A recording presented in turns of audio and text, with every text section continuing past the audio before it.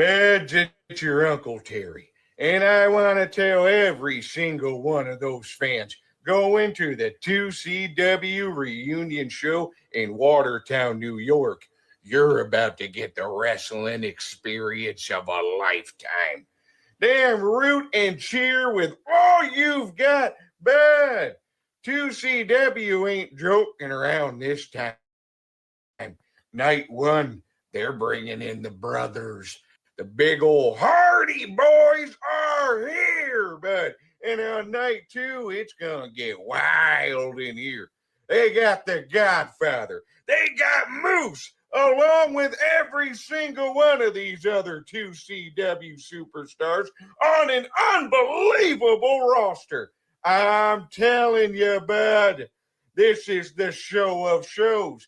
The 2CW show in Watertown, New York. But it's gonna be wild. And look out for that old SOB Ben Hamin. Oh, he's out there with the rest of them. Gonna be wild times that the only 2CW roster of superstars can bring to you, bud.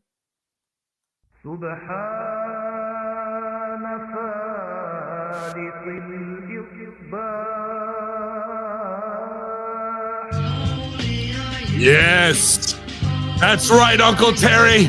I am the son of the bitch, and I've already won. Ben Salman with Trump, complete takeover. X got hacked, and now you bring me back for 2CW. So let it be war between us infidels here on the Friday Locker Room. Your Lord. Just another vicious deal down the cheat, and he's proud. Hear the screams when allowed. The reading out his palms, fucking book of songs. When the dirty Saudis dropping bombs, ain't police with batons, but he's pro martial law. You speak infidel, catch a partial to your jaw, bowing down to a law. Yes, that's right. Catch a partial to your jaw, infidels. And you're waking up now. It's the Wake Up Show here, the Friday Locker Room, ultra declassified kayfabe, Epstein file filled, edition. On the road to older, fatter, balder. But not me. I've been working hard, and I'm ready to go. Anybody getting my way at the Hardy Party Friday night? Well, the twist of fate will be yours, moron, and you'll be deleted for sure at the hands of Hacker Hameen. But I've got my hostage in crisis here today, my man MSG. Pull it. He's got 7 billion reasons to tell you why. How you doing this morning, pal? I'm doing good. I totally forgot about some of those stories that you just brought up. I have a whole thing lined up, but yeah, I guess the Epstein files were released this week. That's right. I forgot about that. Or they're thousands and thousands of files were released. So I guess that's one way to kick it off, huh? Yeah, but it's still not it. It's not it, because they got to Pam Bondi and she's stuttering like what are you, stuttering prick?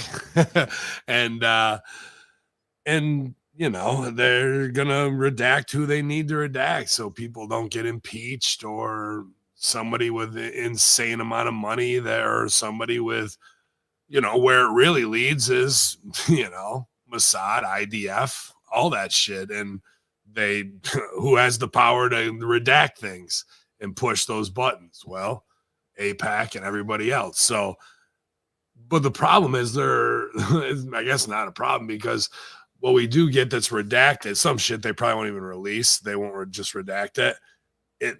Now you make the puzzle with open pieces, and the conspiracy world goes nuts, and they start naming names by what you're not saying, and everybody's suspect. And this one leads to that one. And then you've got Charlie from It's Always Sunny, meme with the red yarn connecting this one to that one. And it's not like it's old school, like we're trying to undo, Lyndon B. Johnson's tangled web of lies in the JFK assassination, where it's Castro, it's the mob, it's the Russians, it's this is in real time.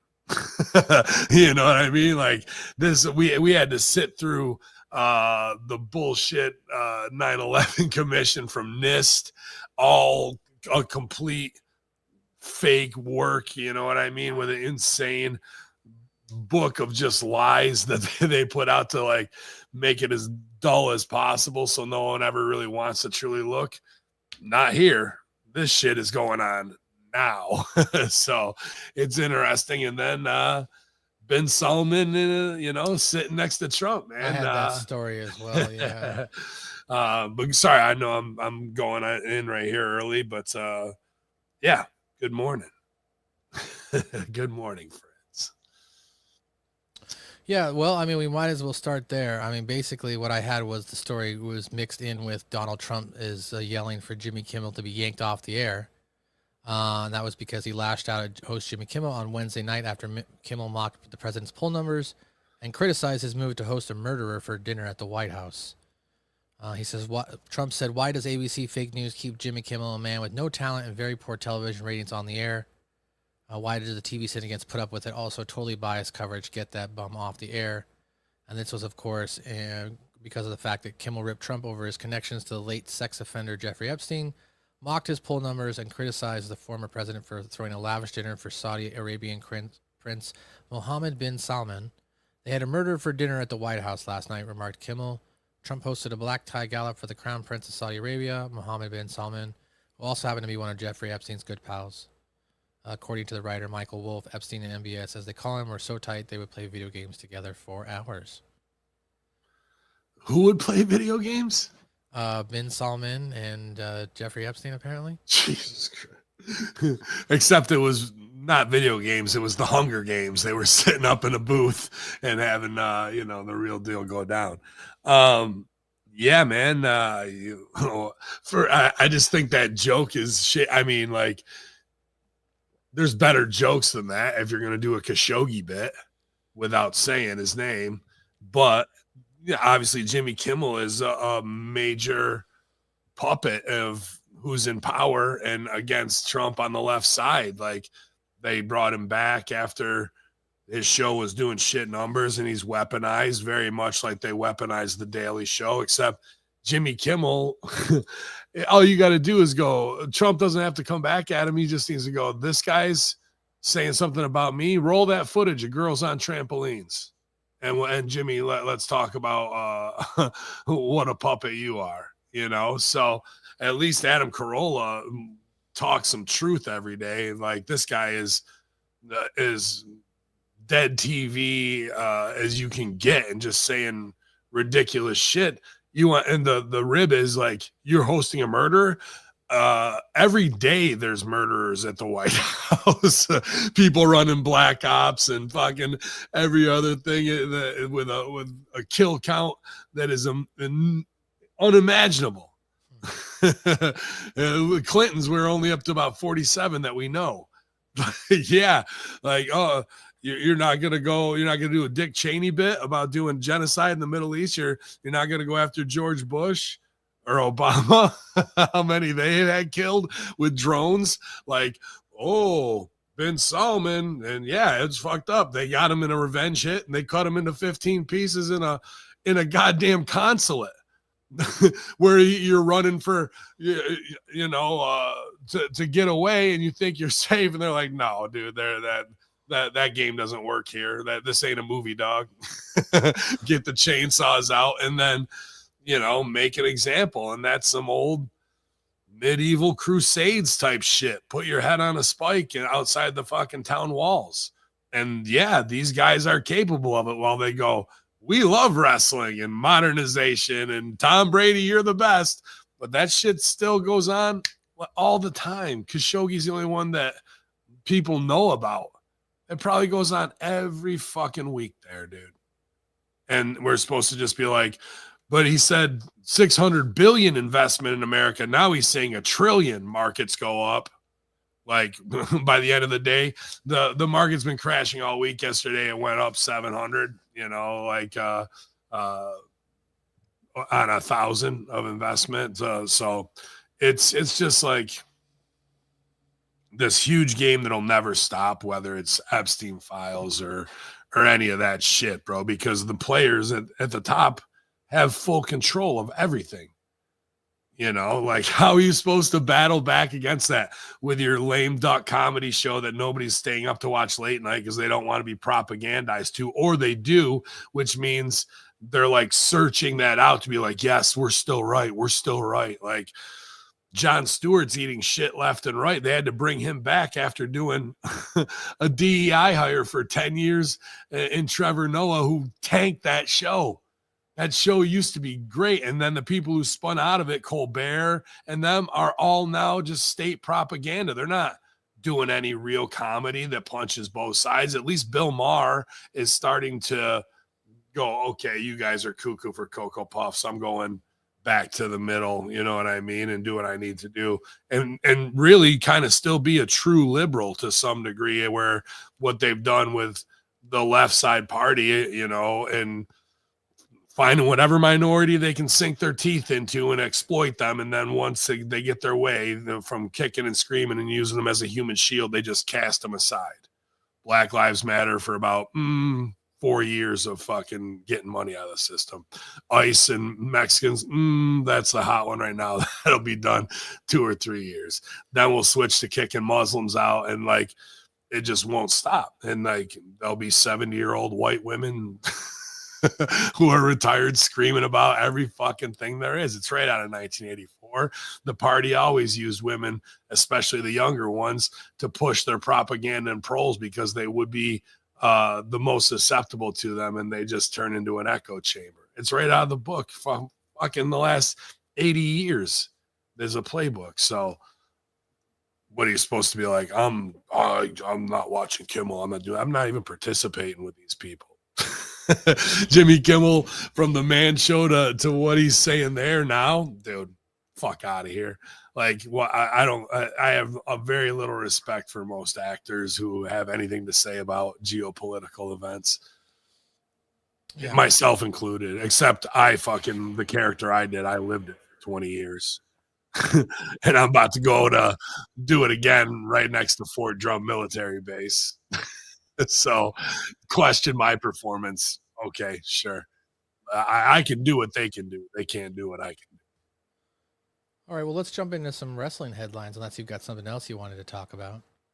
No, man. I mean, yeah, I just like that things line up. You know what I mean? Like Big Vito going back to JCW and the NBA mob scandal breaks. Like it's not a rib. I guess it could be, but like in 2CW, I'm kind of never on the poster and booked. You know what I mean? So when I show up, or I don't. And where other places, you know, all bin and all that shit was good time and good ribs, but like I kind of like it like that, you know, because you never know what might drop. But then this week, Ben Salman is sitting there with Trump, and this is going to sound way egomaniacal or whatever. And, you know, I don't even know what I really fully believe about willing things into existence, but I like to keep that open mindset and let the universe kind of guide my decisions and go on my gut instinct experience and what my mentors have taught me.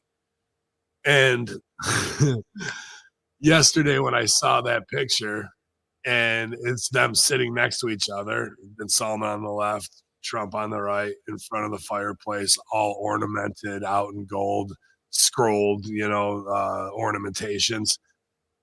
The Heels Over Strong shirt has been out since 2016, when I knew it would fucking ignite people because Trump was a major heel at that time running, right? And I'm going to jump on that heat. And yes, I'm the one putting him there. Yeah, of course.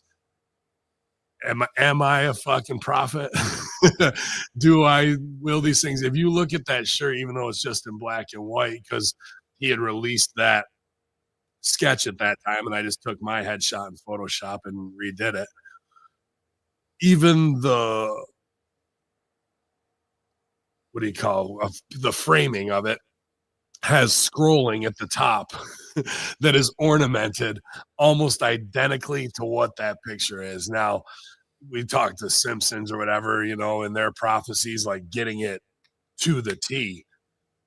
I don't know, man. Like, I know geopolitics and I know who's been behind shit for 30 years. So it's not hard to put it together. But when I see that, and it's the vision of what I had in my head and it's playing out, I don't know if anybody else can have that kind of reaction as a satirical performer unless you're truly dedicated to doing the bit and putting in the real life details. Like Improv Olympic level 1 is called Truth and Comedy. It's the first book you read. That's what the foundation of everything I try to do is, to blur the lines. And isn't that what this art form should be and be about as performance artists, where the work can handle anything and you can tell the story? Like, I think people not committing to it or making a rib out of it, like I thought the dudes from AEW, the Max Caster and Bowens, I forget their tag name. They used to be the Acclaimed. Dude, I see tons of value during the LGBTQ stuff that they missed out on in being the new athlete. Then instead, what did we do? We went to trans and we did all this other stuff, and they had Nyla Rose on there, and you could have presented her a certain way, Giselle Shaw a certain way, and like what I wanted to do with the Islamophobia, to get all the guys together. I wanted to have Iron Sheik, I wanted to have Sabu, I wanted to have Muhammad Hassan, all in a room together, and make it look like allegedly there was a terrorist summit in Yemen before 9/11, right? Okay. That's what I wanted to base that off of, because I get it the most because I'm the most indie one, but I'm sure even like Muhammad or Ali, you got it, and maybe even Mansoor. You're not the Iron Sheik. You're not Muhammad Hassan. Like I get that every show. I'm like, you're right. I'm worse than all of them. And then they see that I can be. So, but to put us all in the same room, like what? There can only be one Arab guy in the history of wrestling. Like, that's why I like the Conan stuff that they did in LAX and TNA, where it was like training day. Yeah. But we got all these dudes who are kind of vato locos. Let's steal from that and cinematography and do our own thing with it. I think WWE can learn a lot from that right now because they got so many talented Latino performers, but it always ends up being this group or this group, and nobody ever gets over.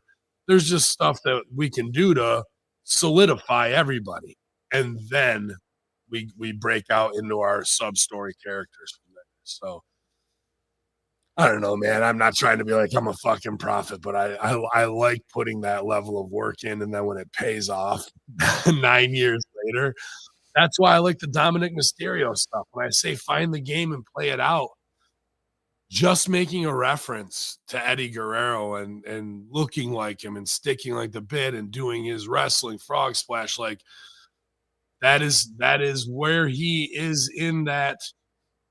Can he break out of it and do his own thing? Yeah, but right now that game is there to be played out, and he is farming it and not overdoing it where it's oversaturation of everything. It's always underneath the surface, and something can make it up, and he quantifies it with a smart remark, keep my dad's name out of your mouth or whatever, you know what I mean? Right. And boom, we're back on. That is playing at a very high level. And obviously, if his dad's Rey Mysterio and grew up around the Guerreros, he's seen it all. So he's already got a 20-year veteran education before he ever stepped in the ring. But everybody could be playing at that level. And I don't even know if Dom knows it, like in the breakdown of how some improvisers, they call it tricky prov, like how tricky prov that is, of like, in chess moves, like I'm already going to be playing this game and I mix this back in and I bring this back, and you can let it sit on the surface, and people who watch for 2 years and you bring it back one time, it has a huge psychological impact on the viewer. Huge one, bro. And I love that shit. And everybody could have that. Everybody could. And when you're playing at that level, that's when you can do things with a look where the people are following one sub story and they're following another one, and they intersect, like I've said in the Venn diagram, And you know those characters so well and what they're thinking and what their id and what the game is playing out, that when those games cross up, they don't even have to say nothing because the crowd knows, here it comes. Two fucking forces are about to collide, and I know that game and I know this game. And all they have to do is look at each other, and it's all unsaid in the audience's mind. They can make it exactly what they want to. But if we don't do, everybody understands the tricky prov and the format and how it could work, we can never get to those so sweet moments like of what could be, you know? So yeah, I don't know, man. There's things I still appreciate, but I wish everybody was doing that level of work of truth and comedy, learning that craft to bring it to their work on a TV show. We're watching house shows. People aren't even really getting the chance to do TV most of the time. I mean, if you've got the capital and the free time, why do you think that these wrestlers aren't doing that or taking advantage of that opportunity, you know, to invest further in themselves so that way they can ultimately, if their career does come to a conclusion with WWE, potentially have a backup career in, you know, acting or in entertainment itself? You're in the bubble, bro. Everybody tells you you're awesome. You don't see outside of that. You're playing the good brother game, the who's in your clique, let me avoid heat, let me pick William Regal's ear, Sean's ear, and then if I shut up and they like me, then I'm on the fast track. Like, all that goes on there, right? Like, you're not thinking, like, but now there's, I forget the kid's name. He's Bischoff's agent, and he's working with a lot of people, Drew and Punk and Liv, and getting them acting gigs. And you know, I think I think Liv Morgan gets it when in some ways of what I was talking about, and I hope she's taking classes where somebody who was an Improv Olympic or Second City person, because I think IO West is closed on, maybe the Groundlings or something, you go and then you really start to get it, and then you can come back and do it in scenes with girls who don't know it, but you know how to craft it, and you will look like you're doing magic out there and getting a performance out of it. So I hope they are investing in themselves and trying to find masters instead of taking bumps, because that can be their future. You know what I mean? But like anything, you're not just going to get acting. You go to classes still. You got to keep your sword sharp. Yeah. Otherwise, you're not going to be able to really commit to the bit and get out of your own way and not put as much you into it if you got to embody something, you know? Yeah, no, it definitely is. It's like when I almost took a year off. So getting back into the first class, those first couple of weeks, it was like, oh, wow, you know, I got to redust these skills off. And now going through again the second time with this same coach, the second 6-week session, now I feel a lot more comfortable because I'm like, okay, I feel like I've got back my confidence again when it comes to performing. Because when you stop doing it for a while, you just, you know, you kind of put it aside, and it, you know, it doesn't get used as often, which what you're leading to is what you're talking about. You got to sharpen your sword. We get reps in here. That's why I got asked to do maybe like a 20-30 minute stand-up set, this small place. Okay. I don't know if I'm doing it yet. It might be this winter, but I was just thinking of like, what I even do? I could go up and just do this, right? Like, and have a couple, you know, high spots where I want to, and just talk about and do one of those, but that's kind of a one-man show type thing. And this is a fucking bar show. I'm just like, they want jokes. You know, that's self-serving, and I can do that too, but it's like, all right, do I dust it off, and what's the format, and how do I get my call back at the end from what I lead into, and set up all the structure. I just, I don't know, that I can do, and you know, I feel over prepared for Saturday. I don't want to be cocky, but like, you know, what goes down, it goes down. But to go back to Chicago and step on stage with a team or just like veteran improvisers, man, that would give me nervous like energy. Because I know how good they are. And like when I was in my 4th and 5th year and I was really starting to get it, you know, you don't really understand it till 6-7 years. I mean, because I did 3 years in college. Your mom goes to college with Random Acts, and that was great, but it wasn't you know, it was still playing Sandlot and before you step up to learn what it takes to go to Saturday Night Live or whatever, right? So, and all that training was there. So you have to do that. That's 2 years unto itself. And then it's like, all right, you were good enough coming out of there to get on a house team. And then your house team gets cut after a year. And were you one of the best house team players? Then you get shuffled into another team of like up and coming, you know, top people. And that's kind of where I was before you really start getting the shots and that type of shit before Ed Ferrara ruined me and sent me to wrestling. So, you know, I've always am super happy for people I was right there with, like Jordan Klepper, who was on the Daily Show when he got to do the bit with Wu-Tang. I was super jealous. And he's the guy who really should have taken over from Jon Stewart, instead sidelined for 10 years. And now saving the show. And then, you know, Tim Baltz, who was on Righteous Gemstones and really stole the show kind of out of a cast of unbelievable top comedy people. Tim Baltz could steal the scenes. So I love seeing those guys shine, man, because I know we all lived on the same block. We all didn't have a pot to piss in, or like all the guys from Silicon Valley, Thomas Middleditch, TJ Miller, dude, these are every night we were on stage, either opening for each other. But then what's cool at the end of Improv Olympics, so there'll be like 3 teams that each get to do a 25-minute Herald.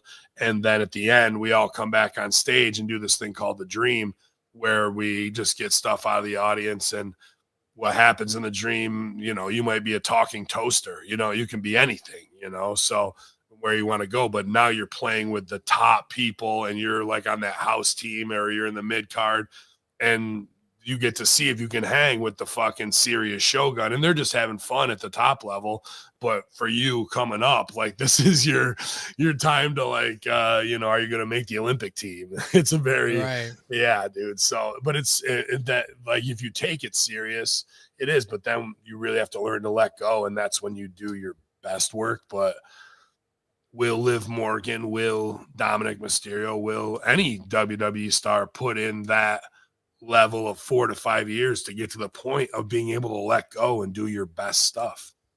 If we had a whole roster that was prepared like that, you legit wouldn't need much of a writer, because the show will write itself. The characters will go where they're going to go. Characters are going to go where they're going to go. That is for sure. Well, I've got a couple of different wrestling stories here for you. First one, I got a big one. I think that, or not a big one, but some, you know, some backlash reactions we've seen here on the internet the last couple of days. But before we get to that one, the first thing I had here was CM Punk addresses good and bad of pay structure changes in WWE. He says things have radically changed. According to Punk, holding one of the WWE's top titles no longer comes with the traditional bump in earnings, because the entire roster now operates on a salary rather than show-to-show payouts tied to business metrics. He says the business has radically changed. It was a different place when I signed than when I debuted, and then when I came back. Like, it's such a radically different place. Punk said, explained that the championship status used to have a direct impact on his income by stating the thing with the title, too, is it also means you made more money. That doesn't exist anymore. It's good and bad. Like, we all make more money now, which is thumbs up. My paycheck was always predicted, though, on how many people were in the building, so I was driven towards ticket sales and the business of it. And when you're in the main events, you get paid more money. Now everyone is just kind of on salary. I think that's a good and bad. It's good for the boys, but I also feel there's not the same ambition. I always wanted to be in the main event because it got me more money. Now I don't care if I'm in the opening match because I'm still going to make the same. I can just shower and watch the show. Interesting. Which should mean locker room politics are less. So does that mean the boys are stuck in their old ways if they're still playing politics? Because now it's not like, let me bury that guy because I'll take his spot and move up the ladder. That's the fundamental reason, aside from the weird mafia fucking psychopathic throat cutting. You know what I mean? Like, so, but he's right in the fact that there's good and bad in that, because even though the politics and the bad brother stuff can happen because people want to go up the ladder, now what motivation is there for them to do better, to go, I want to be a top guy? And now that gives the company leverage at the end of your contract to go, we're not pushing you. We're not, because we don't want to resign you for more. That's exactly what they did with Cross. Like, and they wouldn't give him his sales numbers and metrics that he was asking for, like any normal businessman would do to assess a value of something, especially his self, So, and when they don't do that, that's stooging on themselves of what they're trying to do to you, right? So, now everybody's gonna have to go through that. Like, why develop something and get it hot, like your catchphrase or your eyebrow raise or whatever it is, because you're already getting paid. And if the merch doesn't matter anymore, you're not going to try and come up with something that cool. You're just, I'm signed and I'm getting the check. And then what pops me too is, and this was Jade just trying to work, Jade Cargill on Twitter, going back and forth with some marks, and like, you can't work, whatever. She goes, I get paid by the match, not by the week. So here's Punk going, no, we're all on salary. Like, she was just trying to work, but I can't fault sister for that. So that just pops me. But that is interesting because Punk's also in 2 movies, this new animated one, Zootopia, and some new cop show that he's a cop in. Okay. Like, I think like a rogue cop dude. And that might not have been able to happen, under the McMahon regime at all. No. So like, maybe, okay, you're on this salary, plus you can make up what you want to in side projects.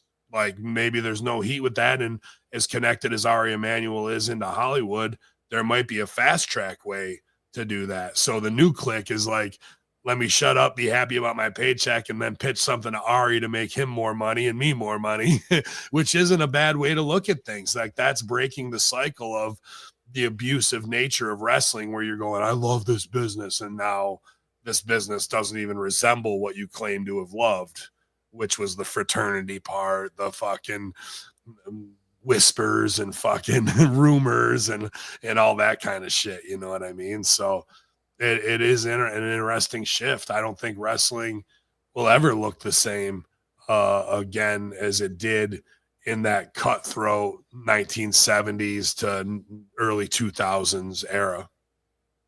Yeah. Well, that's good to know. Well, so I don't know if you've recently spoke upon this, or if he got the opportunity yet. I haven't listened to the Raw and SmackDown review or even Master Shoot Theater this week. I'm a little behind. I'm about a week behind. So I'm trying. Yeah, I don't even know how much Master Shoot is. He wanted to talk about some new video that I had put out off a conspiracy site of the muffle sparks, the muzzle flashes from Las Vegas shooting, and then that just spiraled into everything from directed weather weapons to, the chosen people dancing on 9/11 and taking out $7 billion insurance policies on buildings that collapsed in their own footprint. And it just, like I said earlier in the show, we are watching this shit unfold live in real time, and where lists and, who and who didn't kill themselves leads to, like, that's not just going to end there. That you're opening Pandora's box. You're opening the 10 Commandments lid here. And there's going to be a lot of weirdness coming up soon, man. And like, propaganda wise, of just constant put over of Israel and constant anti-Semitism. And it's all by design to get people to fucking just go, and then who knows with aliens and what other fuck else they want to do, Well, The Economist magazine is saying that 2026 war is coming. So I guess we'll see what happens, right? The elites are saying it. So there's money in it. Yeah. Well, apparently there was a guy that we're very familiar with right now who says there's a lot of money on him, that being Logan Paul. Yeah. You and Stevie Richards, of course, been putting over Logan Paul, and Stevie it's being reported, of course, Stevie said on the podcast that Logan Paul is better than everybody in AEW, and should be world champion. And an interview with TMZ, Kyle Fletcher addressed Richards' remarks. He said, I think I said the same thing with the comments on me. I think a lot of these things are done with the thought process. Oh, this will get a reaction. Oh, this will get clicks. I don't know if he believes that wholeheartedly. If he does, like I said, everyone's entitled to their opinion. I think that opinion is bullshit personally. I think the roster that we have at AEW, the matches that you see are weekly, bi-weekly, like monthly basis. I'm astounded.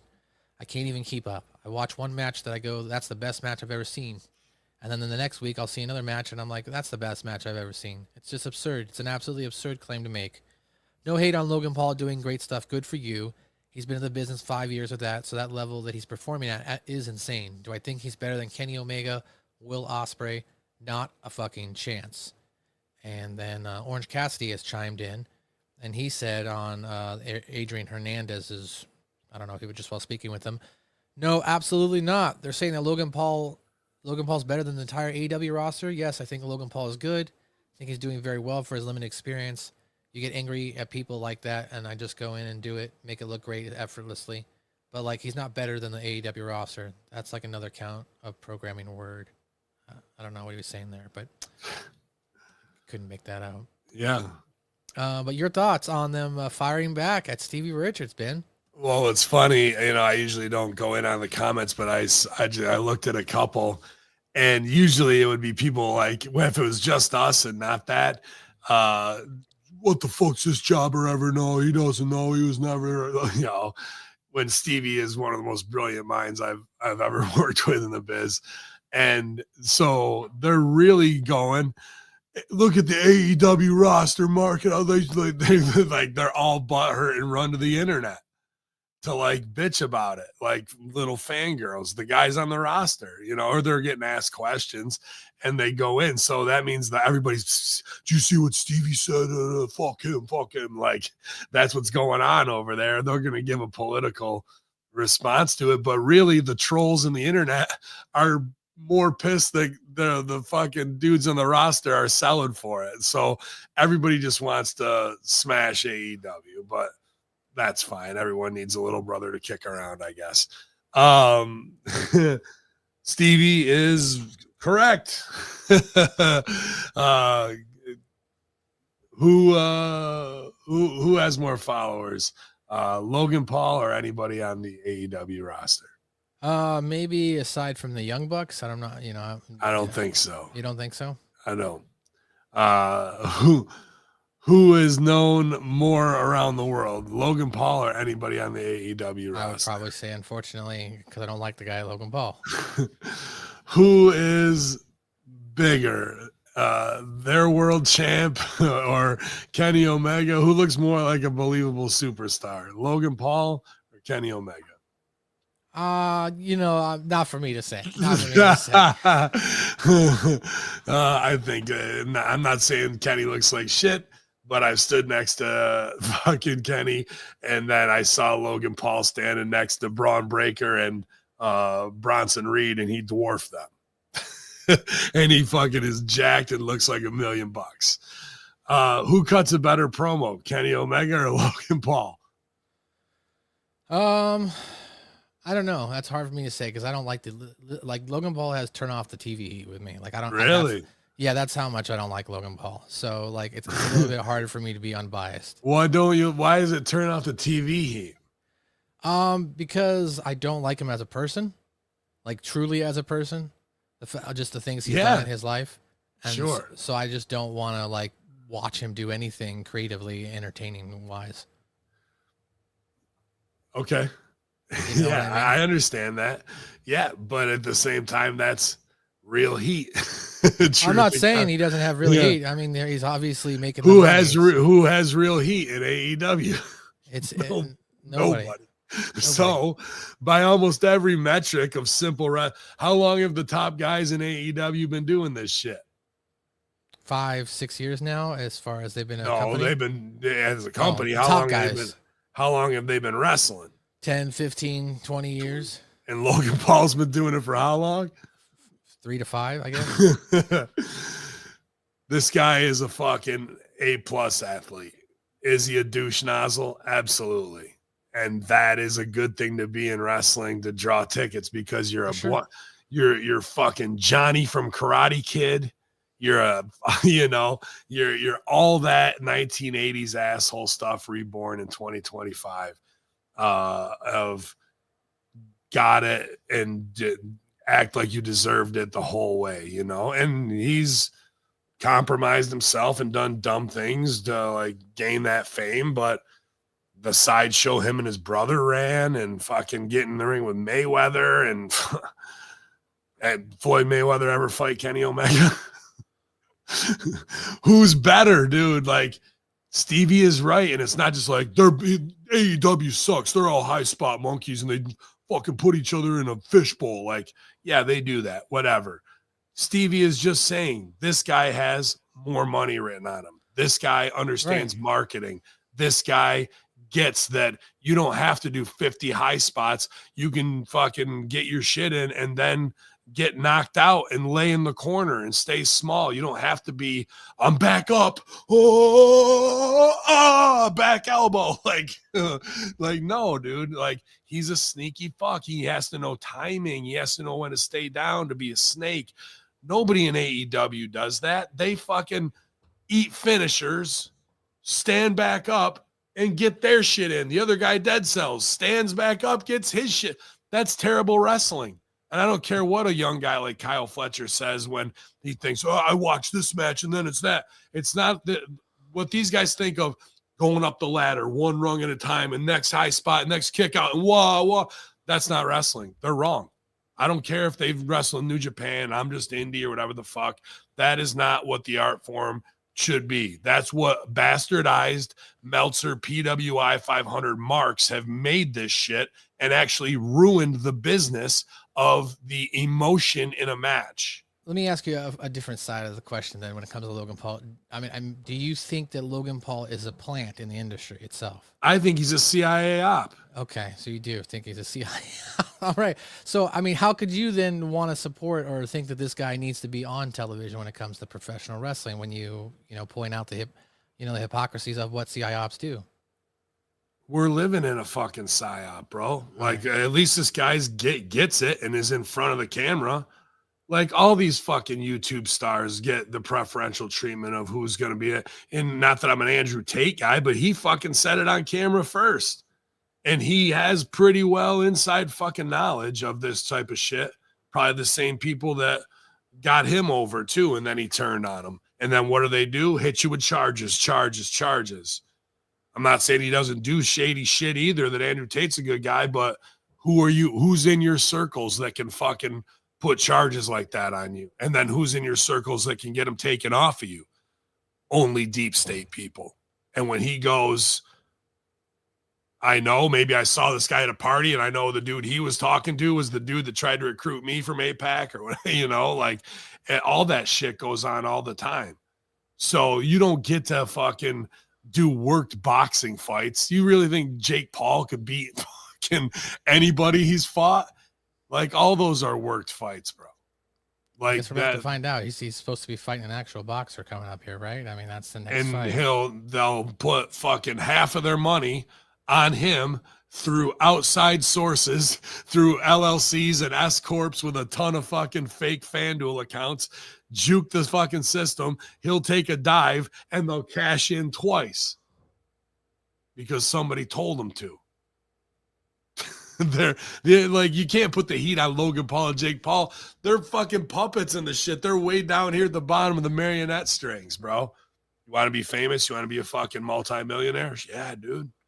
All right, do what we tell you. Well, point taken, and there you go. So hopefully we'll get Stevie's follow-up here. I'm subscribed to Stevie Richards' show on YouTube, and I'm sure James will probably bring something up to let Stevie respond as well. Hey, I mean, how's it feel to be grifting so hard on WWE? I know I've seen people saying grifting like it's 1920. I took a fall and I grifted him out of his, like, whatever the fuck you're from with this new speak fucking douchebaggery on the internet. Grifting, bro. I took 20 years of bumps. I've studied for the fucking masters in entertainment, and I know how to get people over. You're a fucking Mark fanboy who wants to come into a chat and act like you're over to fucking triggered or whatever the fuck it is with your stupid little meme culture, dude. I sell fucking weed every day. I do this out of my love and passion for the business. If WWE called me tomorrow, they couldn't pay me almost as much as their main eventers to fucking leave my business model. So I hope you're enjoying the show. Maybe you'll learn something. I doubt it. You're probably a touch hole generation useless millennial who couldn't fucking punch his way out of a wet paper bag with scissors in your hand. But you know, keep fucking gooning. Have fun in your Discord with your friends. You fucking touch hole. All right. Well, next story I've got here, Ben. There's a report people in WWE are not happy with Gigi Dolan's interview remarks about NXT salaries. While speaking to Denise Salcedo, Priscilla Kelly, formerly known as Gigi Dolan, claimed that there are WWE and NXT contracts as low as $30,000 a year. There you go. And they do not go. And I'm the one grifting. Hold on. And they do not go as high as you think. While speaking with the Wrestling Observer Radio, Brian Alvarez said the following. She mentioned that people made as little as $30,000, and man, people in WWE were not happy with that interview because nobody is making $30,000 in NXT. The NXT deals start at $75,000. So if you're on television, wrestling on NXT television as a contracted performer, you're making at a minimum $75K. Now, of course, if you're Jordan Grace or Ricky Saints, you're obviously going to be making more. Oh, obviously. But nobody's making $30,000 at the same time. The WWE ID talent is not even making close to $30,000 either. They're making significantly less because essentially the contracts are we have the right to match any offer. They're making less. They're not making $30,000 either. They're making less. Good, man. How much you think it costs to live in Florida? Probably about $75K. 1 bedroom apartment, condo with the cool kids, which is the extra $400 instead of living at the shitty spot. Because if you live at the shitty spot, you're not going to be one of the over guys, and you're going to miss out on the fun shenanigans that go on at the other condo place. And then we get to go out and go on the beach and take pictures like we're over when we really don't have a pot to piss in, and we don't even know how to do a comeback yet or anything like that. But I got the coolest new whatever it is. When I was at OVW, it was Nike Shocks and Affliction shirts for fucking $100 a fucking shirt and $160 for stupid ass Nike Shock sneakers to go, see, I got money. I'm down too. Like, and almost all of those guys washed out of the business, bro. So, you know, $75K to do your diet how it needs to be, to have your car that you want to have a nice car, but the old rusted out Honda Accord, you can't come pulling up to fucking NXT with that, with the fans outside, like all that shit, dude. It's dude, Frank, I think you're way off base with what it takes to be a pro wrestler and what $75K can actually get you, and how many of those kids got to have their tanning. You got to go gym, laundry, all that. Plus, you know what? They're door dashers. So probably all that fucking goes right out the window instead of making their own food, because that's what they're used to in a life of convenience. So there is no side hustle for them. There is no this or that. And are people pissed that, you know, money's getting stooged? That's a rough thing if you're inside the biz still with them and you're talking about people's money in an open way. But I heard what they wanted to offer people on the main roster and who left, and it's laughable. So there'll be more and more of this, especially when girls can go fucking show ass on OnlyFans because they were an NXT talent and make $1 million in the first month. Why are you going to stay in the cut for $75,000 a year when your girl was Mandy Rose and you're making $75K and she just did that in 4 hours? You think I'm going to stay around here and take bumps and try and fucking prove it so I can get up on the fucking road to job out to Lyra Velcro? Okay. I mean, it sounds like to me that the smart thing would be to like have these people like room together, right? Like, or you get a roommate, and that way in one of these nice condos, but save your money and, you know, try to, you know, promote, like promote yourself for the future, build your own brand. You know what I mean? That's not taught. And like, if you try and get yourself over, you're cutting your own throat. Like, why wouldn't, who's the girl who was in Team Gable with the braids and shit like that? I can't remember. She's right now. badass though, right? Like MMA, like Yeah. they miss out, bro. Like, if you were really doing with Triple H and RFK Jr., Ivy Nile. Ivy Nile, like, fucking, you're doing Make America Healthy Again. You have NXT. You need to get these kids reps. You want to build their own brand. Dude, my wives are fucking subscribed to beachbody.com. They have a whole roster of different programs and shit like that for everything from yoga to high intensity training to heavy weightlifting with different instructors. And if they do well, they spin out their own brand and come up with their own projects. Dude, Ivy Nile and the rest of them teaching some Muay Thai type fucking thing, like what it is with you got these dudes that are body guys. They can be teaching weightlifting. They could have their own beach body taught by them and really build their own program. And you, out of that, you could get your next Susan Powder, your next Billy Blanks, your next whoever, right? And have that making America healthy again under the WWE banner. Work out at home and start promoting fitness instead of sucking down Slim Jims and fucking whiskey and the shit in the corner, right? Like Prime energy drink, or you get over Prime with that. It's another vehicle to be like, we're having the healthiest energy drinks. We don't want you to drink sugar. We want you to do this. And you have the people's ear to fucking turn them into something and make a movement off of that while having your NXT talent coaches get over. But everybody's so short-sighted. I think about simple things like that. Like we talked on another show. Why was there never any Undertaker Jack Daniels that came in a coffin bottle? R.I.P. JD. Like their own things. Like they're known for, well, if you're going to Wrestlers Corps, you better bring Jack Daniels, the Undertaker. There's the money. You think fucking Undertaker, Jack Daniels not going to go, yeah. We don't, they're not going to be like, no, we don't want to partner with them. Yeah, we do. Let's fucking do a limited edition run. October only, Undertaker pay-per-view brought. There's millions of dollars. People go, oh, they're geniuses. They're making the most money ever. I see simple fucking things. Right. Instead, these kids could be making more money based on, hey, every one of these subscriptions we sell, you're going to get $1. We fucking sell 1 million subs. Yeah. But everybody's so fucking patting themselves on the back for being inside the bubble. And I made it to WWE. I'm over now. You have to look at this business as, I'm a pro wrestler. Right now, I'm with WWE, but I can go anywhere in the world and I'm always going to be me. Not that people define themselves through WWE. And then when that's taken away from them, like a Ridge Holland or plenty of people that aren't Ridge Holland who were hurt, like that just get cut. I know them, and I watch them go into deep depressions for 30 days to 90 days where they don't want to get out of bed because they feel like their life is just over with because they're not WWE anymore, as opposed to going, I'm unhandcuffed now and I can do whatever I want, or I'm going to take these 90 days and get my business plan ready. So on day 91, I can fucking launch and hit the ground running. And I've got all this.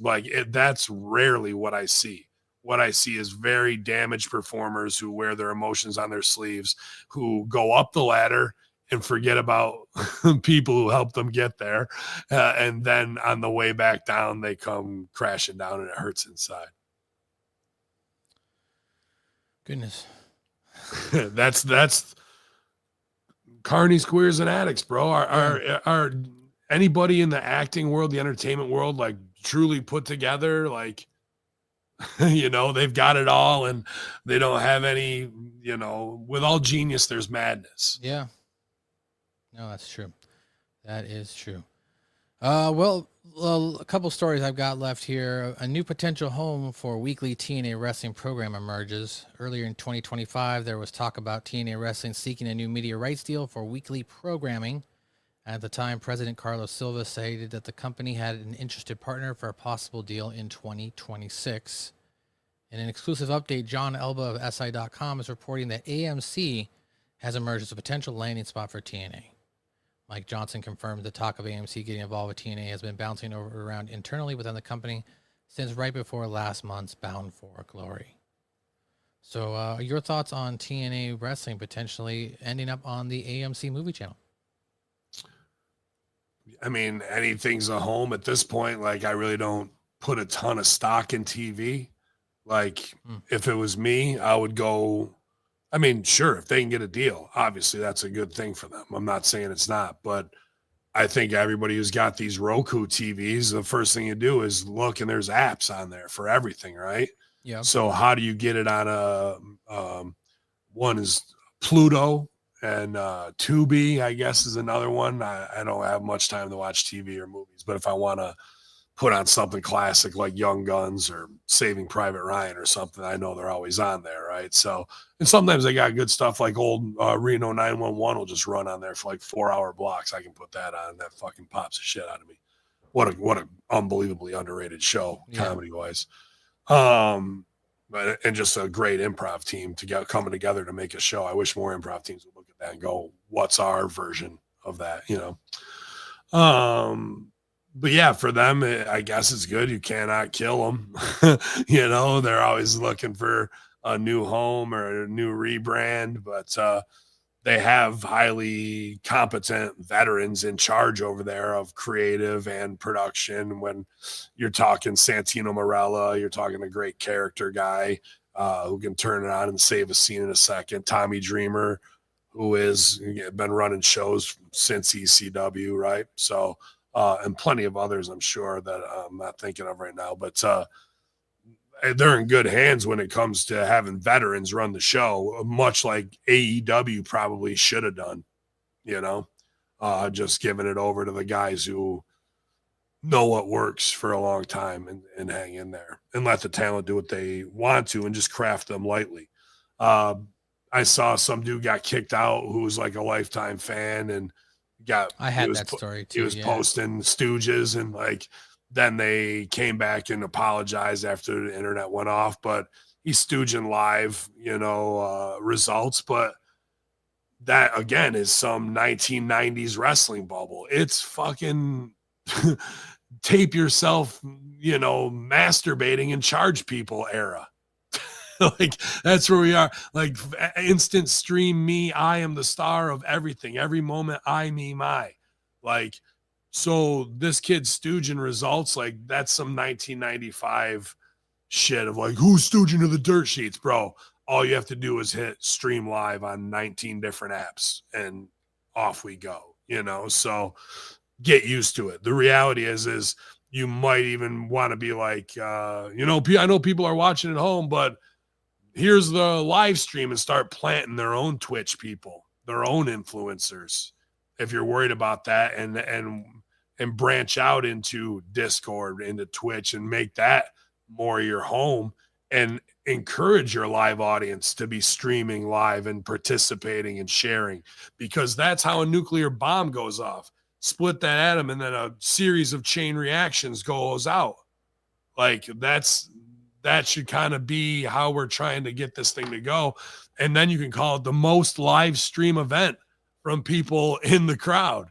You know what I mean? These are all the streams, and make it a fucking Truman Show where you even cut to like streamers in different parts of the arena and what they saw. And can we do it that quickly? But instead we're like, who's stooging? Who's get him the fuck out of here? Classic wrestling. You know? Yeah. Well, you already touched on that. I don't need to talk about that TNA story about the fan stuff. The last thing I had here was, were you familiar itself throughout the 70s and 80s with the National Wrestling announcer Bob Caudle? Just based on what I would probably watched, you know, in my years at OVW, going back and studying more NWA at the time, I'm well aware of who he is. Yeah, so on Sundays reported that the legendary professional wrestling announcer Bob Caudle passed away at the age of 95. The National Wrestling Alliance issued the following statement. The National Wrestling Alliance is saddened to note the passing of Bob Caudle. Throughout the 70s and well into the 80s and beyond, Bob left an indelible mark on the NWA, its programming, and its fans. He was the signature voice of countless NWA broadcasts and pay-per-views during a decades-long career. The NWA sends its most sincere condolences to Bob's friends, family, and friends. As the broadcast legend said to close each episode of NWA Mid-Atlantic Championship Wrestling, so long for now. What were your thoughts? You said you studied him as far as what he did on the mic then? Yeah, I mean, it was more about watching the show just in pay-per-view when we were just consuming everything and like going, what can I steal from the past that I'm not seeing at OVW, especially when we were doing Derby City Wrestling. Revolver and Man Beast and Twink and I would just fucking consume. Like you go to Jamin's, wrestling's on, and you go to my place, wrestling's on. We were always together, you know, like, oh, I saw this match, I saw this spot from fucking Freebirds, or I saw, you know, Hoot do this and fucking take something from them. But as a kid, and definitely, obviously, rest in peace to a legend in this business who helped shape it for years before I was ever involved with it. But it being a New York guy, we didn't get a ton of NWA when I was growing up. And when I would, it would be on TBS. And like, I don't know, when you're a little kid in the North and you fucking hear, it's a Southern channel, Atlanta channel, right? So I would see WWE, big WWF, big production. And then you turn to that and like, they're showing a house show where there's twine holding the people back. Like, it just always looked like backroom, like Southern scumbag to me. But I'm talking when I'm 6-7 years old. So like, if you want to hate me, then please hate me. You know, so it always looked like cheap to me. So I always, as a little kid, looked at that Southern NWA wrestling as like, you know, like county fair type shit. And it was, but at the same time, the psychology, the strike, as I watched it as a man, the psychology, the strikes, the spots, the simplicity, the storytelling in the ring, just working heat on one body part, grabbing a hold, letting the guy come back up, you know, that I take from all that. And plus they kind of still had that 1970s beer belly brawler where WWE guys were all trying to be superstar Billy Graham and fucking gas to the gills. You know, that was another thing. Like as a little kid, I was like, you know, but like most of those guys look like lumberjack dudes I came up with that were my dad's buddies. So I always thought they would kick the shit out of anybody, you know? So I appreciate it for absolutely what it is historically. And like I said, it was just that where I grew up regionally, it wasn't right in front of me all the time. Well, Ben, that's all the stories I've got for you today. We've given the folks about an hour, unless you've got anything else you wanted to go over. Oh, man, just ready to do some damage this weekend. Hardy party tomorrow in Watertown. And, you know, big night, too, with the Godfather, Moose, Santana, Rich Swann, the Rascals. It's going to be a hell of a show. I know that for sure, man. So look forward to seeing all the HMG soldiers and anybody coming out. It should be a good weekend with the Good Brothers. I'm sure we'll have some Tully's chicken tenders, which will make everybody real happy. So, but y'all, man. And if you're, you know, a hate bot mark in the comments, we love you too, I guess. So y'all check out ravensjoint.com, you guys, if you're bored at work and just want to look at some great cannabis. I got some new companies coming in. Excited to try the new House of Sachi Rose Runts vape here. Very nice. One of my favorite producers and growers, and he was a great mentor to us. House of Sachi, a great brand available at Ravens Joint. And y'all, Uncle Terry, you better be careful who you're calling out, you old son of a bitch, because you just might get yours soon here on the Friday Locker Room. Hacker Hameen, MSG, olderer, fatterer, balderer. YOLO. Japanese. Get him out, honey.